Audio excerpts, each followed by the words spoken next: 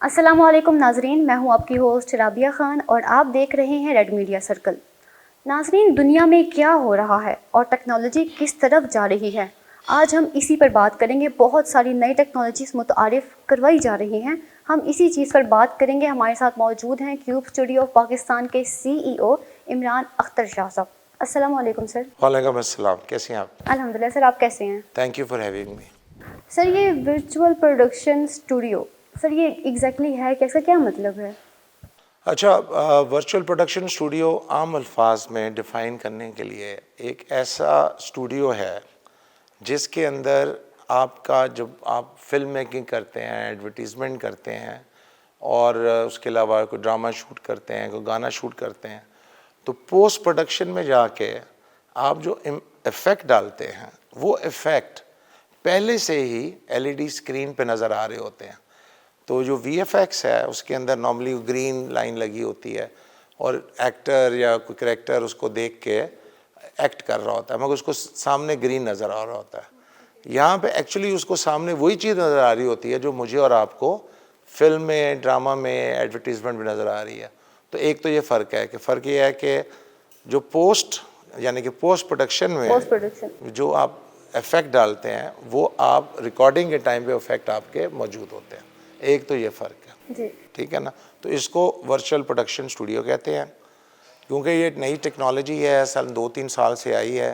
तो इसके अंदर जो है अनरियल इंजन भी है, यानी कि एक आर्टिफिशियल इंटेलिजेंस भी है। तो जैसे आप बैठी हैं और आप इस वक्त लाहौर में बैठी हैं और अगर आपको मैं बताऊं कि आपको इस वक्त मैं एलईडी स्क्रीन लगा के आपके पीछे आपको मैं कहूँ कि आप इस वक्त इंग्लैंड में बैठी हैं, तो आपको इंग्लैंड ही में ही फील होगा कि आप इंग्लैंड में बैठी हैं। वो तो देखने वालों को फील होगा, आपको भी फील होगा क्योंकि आप भी पीछे देख रही होंगी तो इंग्लैंड की पूरी सीनरी चल रही होगी, पूरी वहाँ पे गलियाँ चल रही होंगी और आप अपने क्यू पे चल रही होंगी तो आप इंग्लैंड में होंगी।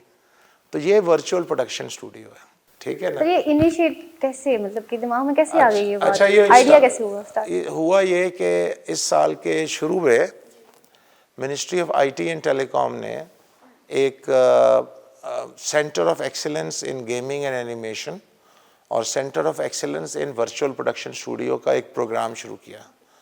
अगर आप IT मिनिस्ट्री को फॉलो करते हैं तो उनके अंदर इंटरवेंशन करने के लिए 2 कंपनियां हैं जिनके रेवेन्यू जो है वो प्राइवेट सेक्टर से इकट्ठा होता है। प्राइवेट सेक्टर जो लाइसेंस्ड है पाकिस्तान टेलीकॉम अथॉरिटी का, उसके थ्रू एक फंड बनता है। एक फ़ंड है USF, यूनिवर्सल सर्विस फंड, जो मोबाइल और ऑप्टिकल फाइबर की कनेक्टिविटी जहाँ पे अंडर सर्व्ड या अनसर्व्ड वो इलाके, यानी कि जहाँ पे कमर्शियल कामयाबी नहीं हो सकती मगर लोग तो रहते हैं। बिल्कुल। जैसे हमने बलूचिस्तान में, जब मैं USF का बोर्ड मेंबर था, जी। तो हमने वहाँ पे जाके मोबाइल नेटवर्क लगाया। तो एक बंदे को लगाने के लिए हमें $30,000 की हमने इन्वेस्टमेंट की। 30,000? प्राइवेट सेक्टर वाले तो नहीं करते हैं, वो तो कहते हैं भाई हमें रेवेन्यू आएगा तो हम काम करेंगे। इसी तरह ही इट्स अ ह्यूज अमाउंट। बिल्कुल। इसी तरह ही ये, मगर ये क्योंकि पैसे फंड हमारे पास मौजूद था और हमें बलूचिस्तान में, KP में, सदर्न पंजाब में, जहाँ पे हमारी आबादी टेलीफोन लेना चाहती है मगर हमारे जो प्लेयर्स हैं, मोबाइल प्लेयर्स हैं, उनके लिए कमर्शियल फ़ायदा नहीं होता तो वो उस इलाके में जाते नहीं। तो हम एज ए USF उनको कहते हैं हजूर हम आपको पैसे देते हैं, आप अपना नेटवर्क लेके जाएं, 5 साल इसको चलाएं, 10 साल इसको चलाएं और फिर उतनी देर में वहाँ पे इतनी इकोनॉमिक एक्टिविटी हो जाती है कि उनका खर्चा निकलना शुरू हो जाता है। सिमिलरली इसी तरह ही IT मिनिस्ट्री की एक और कंपनी है ignite technology fund. Ignite technology fund क्या है, वो ये करती है कि IT और टेलीकॉम और ICT के जो बच्चे बच्ची हैं जी उनको हैंड होल्ड करती है।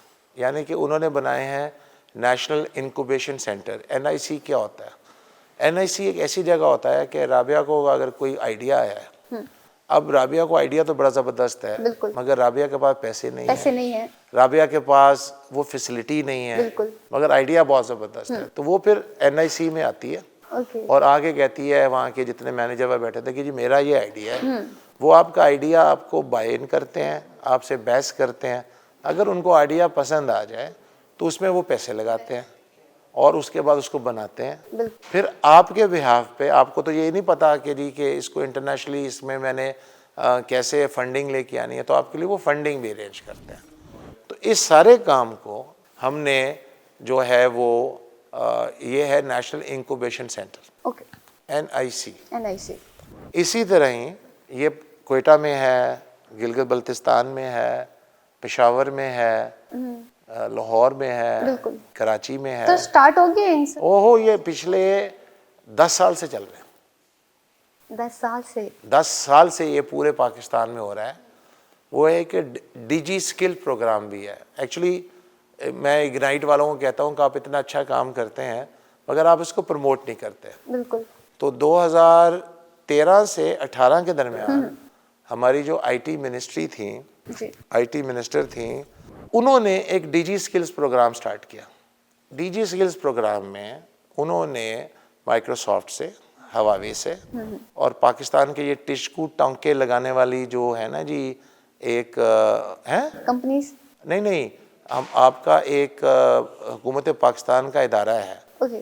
जो हुकूमत पाकिस्तान का इदारा है, वो इदारा के साथ जॉइंट वेंचर करके उन्होंने 250 IT सेंटर खोले पूरे पाकिस्तान में। पूरे पाकिस्तान में? मीरान शाह में खोला, DG खान में खोला, क्वेटा के कोने खुदरे इलाकों में, हर कोने में उन्होंने खोला 250। जी।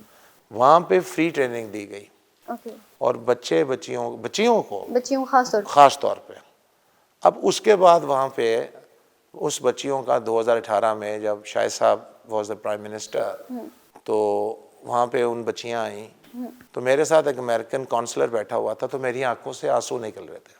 आज भी मेरी आवाज़ भर आ जाती है, क्योंकि वो बच्चियाँ कह रही थी कि हाथ मांगने वाले हाथ देने वाले बन गए। और ऐसी ऐसी कहानियाँ थीं कि अगर आप, मैं यहाँ पे कह सकता हूँ कि एक कहती है कि मेरी 2 दफ़ा शादी हुई, दोनों दफ़ा डिवोर्स हो गई, मुझे अपने बच्चे पालने के लिए अपने आप को बेचने के अलावा कुछ नहीं बचा था। तो मैंने वो सेंटर देखा, वहाँ जाके मैं पढ़ी। अब मैं बच्चों को भी पाल रही हूँ और उनको स्कूल भी भेज रही हूँ, इंडिपेंडेंट हो चुके हूँ। तो इस तरह का एक DG स्किल्स का प्रोग्राम है। ये 2015-16 से चल रहा है और आज तक चलता आ रहा है। खान साहब की हुकूमत में भी ये चलता रहा, मगर स्लो हो गया, मगर चल रहा है। अब दोबारा से स्टार्ट हो गया? ये चल रहा है। ये अब नेचुरली अब PM शहबाज जो हैं, he should look into it. Shiza Fatima जो IT मिनिस्टर हैं, स्टेट मिनिस्टर हैं, she should give a focus to it, क्योंकि ये बहुत ही अच्छा प्रोग्राम है। बिल्कुल सही है। तो इसी तरह का प्रोग्राम जो है वो नेशनल इंक्यूबेशन सेंटर में हम लोग इग्नाइट में कर रहे हैं। तो उसके अंदर बन रहा है centre of excellence in gaming and animations. ये उन बच्चों के लिए है जो एनिमेटर भी हैं और एनिमेशन भी करते हैं। आपको पता है कि एवाटार एक बहुत बड़ी मूवी थी, उसकी जो एनिमेशन थी वो कराची में हमारे एक स्टूडेंट ने की थी, हमारे एक बच्चे ने की थी, एनिमेटर आर्टिस्ट ने की थी। उसको ऑस्कर अवार्ड भी मिला था। टैलेंट बहुत है सर हमारे। टैलेंट बहुत है, टैलेंट लेकिन सामने नहीं आता। आता है जी। लोग काम करते हैं, फिर प्रमोट नहीं किया जाता इतना? नहीं, प्रमोट भी किया जाता है, मगर उसके लिए एक पॉलिसी बनानी पड़ती है। बिल्कुल। तो आज से 2 साल पहले टेलीकॉम इंडस्ट्री यानी कि हम लोग, IT इंडस्ट्री यानी कि पाशा और मिनिस्ट्री ऑफ IT ने एक सेशन किया और उन्होंने सोचा कि हम इस एरिया में अब इन्वेस्टमेंट करेंगे जी। तो centre of excellence in gaming and animation में उन्होंने इन्वेस्टमेंट की और वर्चुअल प्रोडक्शन स्टूडियो में। ये दोनों हैंड इन हैंड चलते हैं। ठीक है। जगह उन्होंने ढूंढी कराची। वाह, बिल्कुल ठीक है। वहाँ तो वैसे भी बड़े-बड़े प्रोडक्शन हाउसेस। ठीक है ना, हाँ बिल्कुल। कराची में ये PF की जगह है, जो PF एयरबेस है, फैसल एयरबेस, वहाँ पे काफ़ी सारी जगह है। तो वहाँ पे अब बना है national aerospace science and technology park. ठीक है। तो वो जो पार्क है, उस पार्क के अंदर ये VPS लगने जा रहा है। ठीक है। और ये इंशाल्लाह इसका अभी बिड हुआ है और 2-3 कंपनियां आई हैं, हम लोग भी उसमें पार्टिसिपेट कर रहे हैं।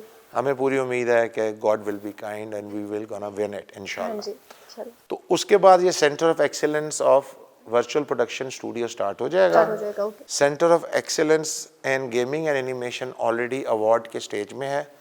पाकिस्तान का एक बहुत बड़ा प्रोडक्शन हाउस है, एक ब्रॉडकास्टर है, वो इस सब फील्ड में आ रहे हैं और वो अब इसको पढ़ाएंगे। I can take the name, वो हम TV है, Okay. हम टीवी जो हम है TV। वो अब बच्चों को पढ़ाएगा अच्छा। कि जी के एक्सेलेंस इन गेमिंग एंड क्या करना है। तो मेरी दुरैत साहब से बात हो रही थी, तो कहते यार मैं इंटरनेशनल कंपनियां लेके आया हूँ जो एनिमेशन और गेमिंग में यहाँ पे बच्चों को ट्रेनिंग देंगे। सर स्पेसिफिक कोर्सेज वगैरह भी होंगे? हाँ हाँ बिल्कुल बिल्कुल बिल्कुल बिल्कुल होने भी चाहिए सर। वो होंगे, बिल्कुल हाँ जी, होंगे। क्योंकि टैलेंट बहुत है हमारे पास। हाँ हाँ बिल्कुल। और उसको अब हम लोगों जो है ना उसको एक चैनल करना है। ओके। तो ये जो वीपीएस बन रहा हाँ है जी। ये कराची में इन सारे चैनल्स को एक छत के नीचे ले आए ओके।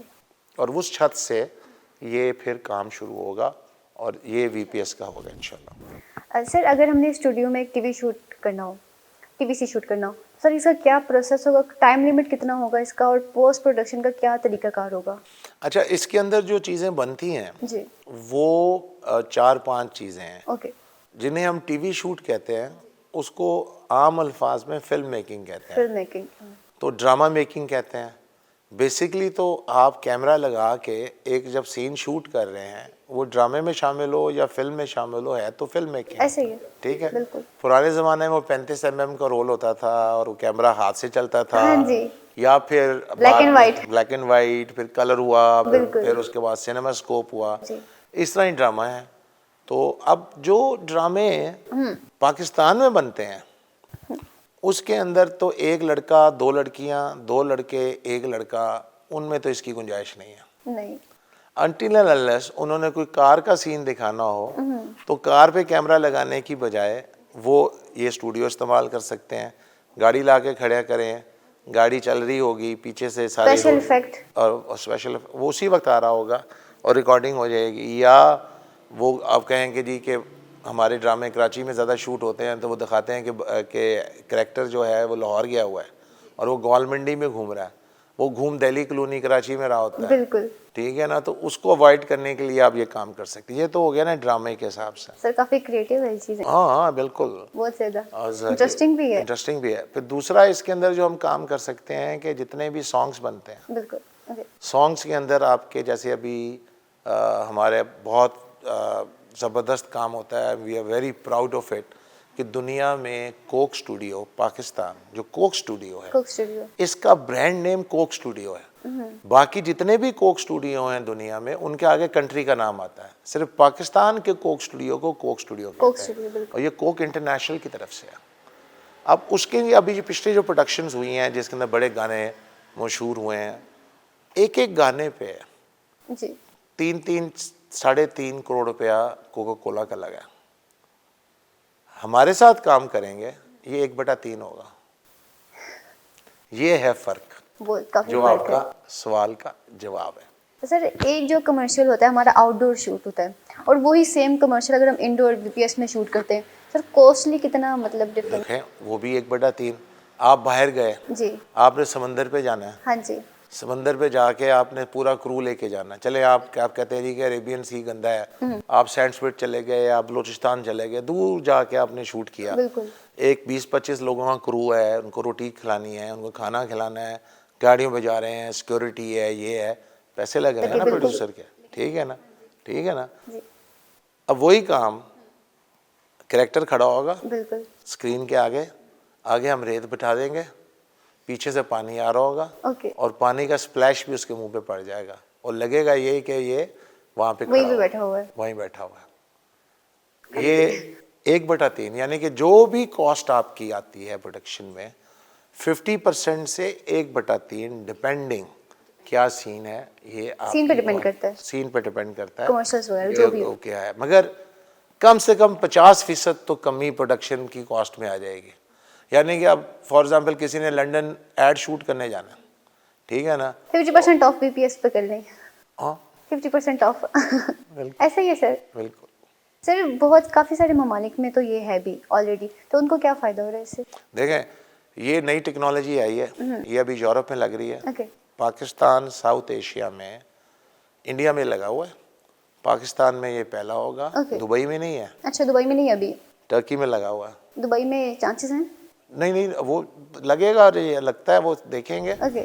मिडिल ईस्ट में ये अभी नहीं है, पाकिस्तान के आसपास के सारे शहरों में लग रहा है, मुल्कों में लग रहा है, तो सेंट्रल एशियन स्टेट्स पे तो बहुत ज़्यादा अडाप्टेशन का काम हमें ईरान से भी एक्सपेक्टेड है। ओके। पाकिस्तान में ईरानी जो हैं उनके लिए बड़ा आसान है कि वाया बलूचिस्तान कराची ट्रैवल करें और आ जाएं और आके अपना काम करके फिर गाड़ी पे वापस चले जाएं। अगर तेहरान या तेहरान से जहाज़ पे बैठ के आ जाएं, उनकी मर्ज़ी है। बिल्कुल।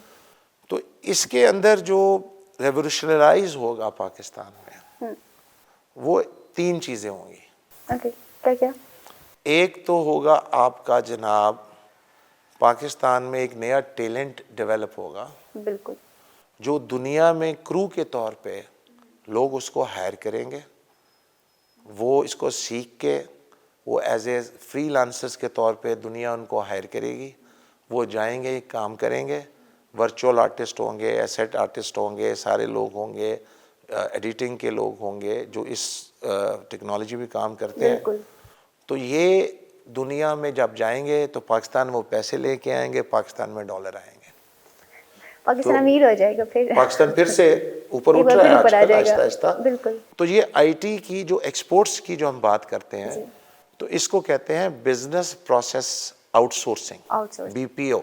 बिल्कुल। तो ये बीपीओ के अंदर सर्विसेज जो हैं, इसके लिए अगर आपको ट्रेंड लोग हों, ट्रेंड तो प्रोफेशनल लोग हों सर। प्रोफेशनल्स हों, उन्होंने सर्टिफिकेट किया हो, डिप्लोमा किया हो, तो वो और सही जगह से किया हो, हाँ जी बिल्कुल। तो फिर वो लोग अब हाँ ना होने दुनिया सर, उनको हायर कर इस लेगी। चीज़ का होना पता होना चाहिए तभी वो पता काम भी कर नहीं सकेंगे। है, काम भी किया हो और एक्सपीरियंस भी हो। एक्सपीरियंस बेस्ड लोग हों। जी हाँ। बिल्कुल।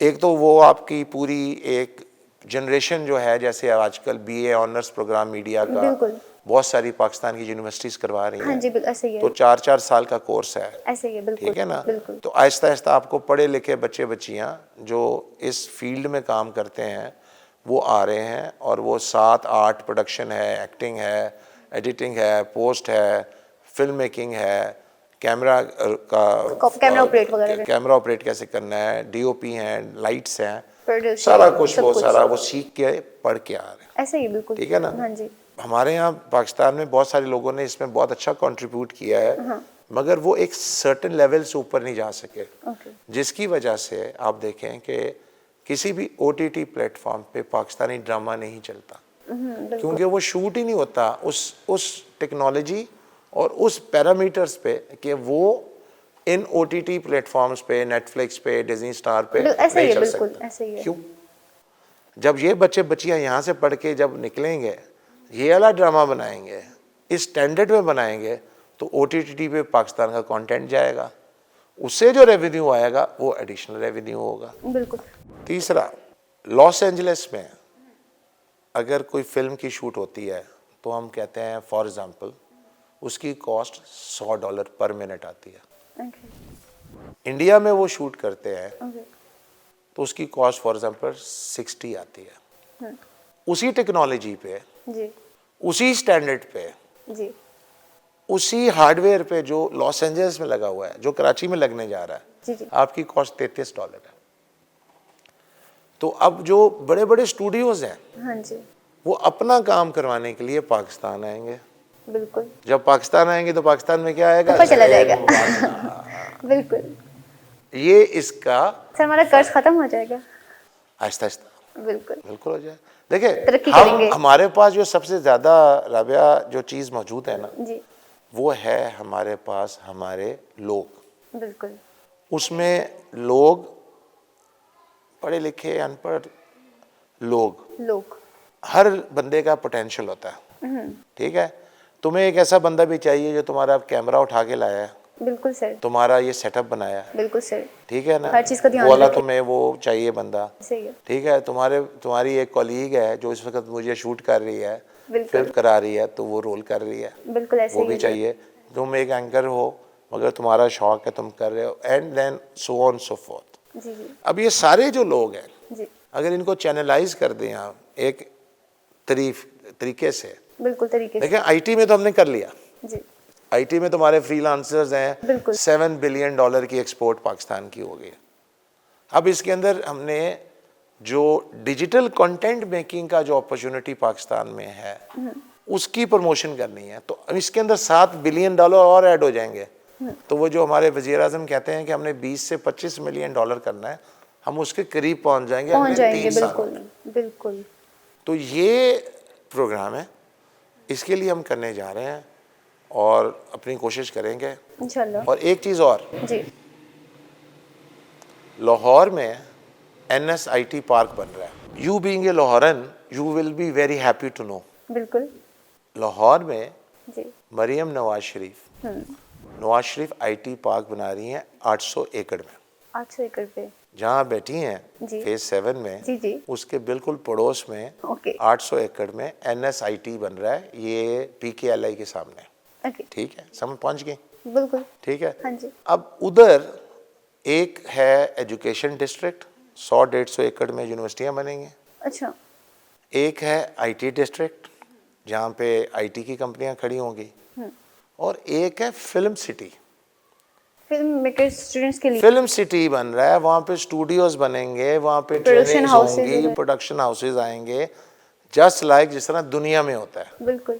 तो मैंने मरियम बीबी को कहा था अच्छा। कि this would be the revival of Lollywood, Hollywood, Bollywood, Bollywood and Lollywood. वो भी आ जाएगा। तो ये भी यहाँ से बन रहा है। तो ये जब हम कराची से शुरू कर रहे हैं तो हमारी बातचीत मरियम औरंगजेब साहिबा से भी चल रही है। Okay okay.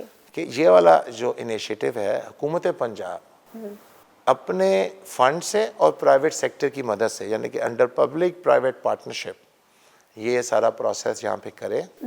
तो कराची के जो बच्चे बच्चियाँ हैं, साउथ के, बलूचिस्तान के, सिंध के और कराची के, वो वहाँ पे कराची में ट्रेनिंग हासिल करेंगे। बिल्कुल। और फिर जो हमारे बच्चे बच्चियाँ जो पंजाब है, लाहौर है, फैसलाबाद है, सहीवाल, मुल्तान, जी जी, और उसके बाद GB है, KP है, AJK है, कश्मीर है, उनके बच्चे बच्चियों के लिए लाहौर पहुंचना आसान है एज कम्पेयर टू कराची। बिल्कुल ऐसे ही है सर। ठीक है ना, आ जाते हैं ना सब। बिल्कुल। तो वो यहाँ पे ट्रेनिंग हासिल करेंगे। तो ये 2 सेंटर जब बनेंगे, ये पूरे मुल्क के लिए फ़ायदामंद साबित होंगे बहुत ज़्यादा। तो ये NSIT सिटी के अंदर, नवाज शरीफ IT सिटी में ये काम हो रहा है। वी आर होपफुल कि अगले 3-4 साल में मरियम जो हैं, बहुत सारा पंजाब में उन्होंने अच्छा काम किया है, बिल्कुल इधर भी वो लीडरशिप का रोल लेंगी। बेहतर से बेहतरीन हो जाएगा काम। जी बिल्कुल। और बताइए सर, अभी ऐसी क्या कमी है कि हमारे जन से मतलब स्टूडेंट्स हैं जो टैलेंटेड हैं सर, वो आगे नहीं आ रहे? ट्रेनिंग, अभी वो जैसे आपने कहा ना कि ड्रामा, ट्रेनिंग नहीं है। ट्रेनिंग अगर आपके पास होगी, ट्रेनिंग आपके पास होगी, आपको इंटरनेशनली सब्जेक्ट्स पढ़ाए जाएंगे कि ये वाला काम कैसे करते हैं। देखिए, आप वेल्डर है तो वेल्डर ही रहता है। बिल्कुल ऐसे ही। उस्ताद उसने जो उसको समझाया उसने वही काम किया। एक होंडा 70 या किसी और गाड़ी सुपर, ये पाकिस्तानी 70 का जो बंदा मैकेनिक है, वो वही मैकेनिक रहता है। गाड़ी को खोला बंद किया वही रहता है। तहकीक, सोच, इम्प्लीमेंटेशन सिर्फ पढ़ाई से आती है। बिल्कुल ऐसे ही है सर। वो खाली तजर्बे से नहीं आती। पढ़ाई बहुत ज़रूरी है। ठीक है ना। तो मैं एक इलेक्ट्रिकल इंजीनियर हूँ, UET लाहौर का पढ़ा हूँ, university of engineering and technology Lahore का। माशाल्लाह। 90 में ग्रेजुएट किया था। It's been 35+ years professional life में। आई बीन डिफरेंट पोजीशंस पे काम किया है। तो हम लोगों का अब ये, हम अपने कैरियर को स्टेज में हैं। बिल्कुल। कि 35 साल से ज़्यादा का वक्त गुजर गया, एक्सपीरियंस हो गया। तो हम लोग अब अपना एक्सपीरियंस आगे नई जनरेशन में दे रहे हैं। तो मेरे घर में जो मेरी बेटी है, जी जी, उनमें जो मेरी सबसे छोटी बेटी है बुशरा, वो BA ऑनर्स कर रही है in media studies from Beaconhouse national university. बाकी बेटियां भी बैचलर्स हैं, मास्टर्स वगैरह किए हुए हैं। तो बच्चियों को पढ़ाना है। तो मेरे घर में तो मैं मिनॉरिटी में हूँ। बिल्कुल। मेरी 4 बेटियां हैं, माशाल्लाह सर। 3 नवासी हैं। ओके। तो मैं तो घर के अंदर मिनॉरिटी में हूँ। तो मेरे घर में वुमन पावर है जी, वो तो मुझे सुनने नहीं देते। मेरे और पार्टनर हैं कैसर खान साहब, उनका भी यही हाल है। उधर भी उनकी बेटियां जो हैं, मेहर बानो हैं, नूर बानो। मेहर बानो तो she is a very big artist of Pakistan, but she is NCA graduate, पढ़ लिख के आई है। बिल्कुल सर, पढ़ लिख के आते हैं। तजुर्बा ज़रूरी है, लेकिन पढ़ना बड़ा ज़रूरी है। देखिए, शुरू में जो हमारे सीनियर आर्टिस्ट हैं, 2 बड़े नाम हैं जी जो ग्रेजुएट थे। समीना पीरज़ादा, उस्मान पीरज़ादा। बिल्कुल। उनकी आप देखें, आसिफ रज़ा मीर, ज़िया मुहिउद्दीन सर, ठीक है ना। उन लोगों की आप जो आउटपुट देखते हैं, वो कितनी डिफरेंट है बाकी लोगों से। तो इसका मतलब ये है कि जो पढ़ के आया है, पढ़ के उसने एक्टिंग की है। बिल्कुल सर, पढ़ गई। इंडिया में आप जाते हैं जी, वहाँ पे वो कहाँ कहाँ का इंस्टीट्यूट से पढ़ के सर्टिफिकेट लेके नहीं आते। तो पाकिस्तान में टैलेंट है, तो विद दिस गवर्नमेंट पॉलिसी इंशाल्लाह हम excellence centre of excellence in gaming and animation में भी टैलेंट को पुल इन कर रहे हैं with the help of Ignite management and in VPS side पे भी। So we are very hopeful कि in next 2 years time Pakistan will be a force in this area. तो नाजरीन, जैसा कि आपने देखा, हमने बात की क्यूब सिटी ऑफ पाकिस्तान के CEO इमरान अख्तर साहब से। उन्होंने हमें काफ़ी कुछ बताया कि न्यू प्रोजेक्ट्स अपकमिंग हैं, पाकिस्तान मज़ीद तरक्की करने वाला है अपकमिंग 3 years में। तो उम्मीद करते हैं कि जैसा उन्होंने बताया वैसा ही होगा। इंशाल्लाह आपसे दोबारा मुलाकात होगी, तब तक के लिए अपनी मेज़बान राबिया ख़ान को दीजिए इजाज़त। अल्लाह हाफिज़।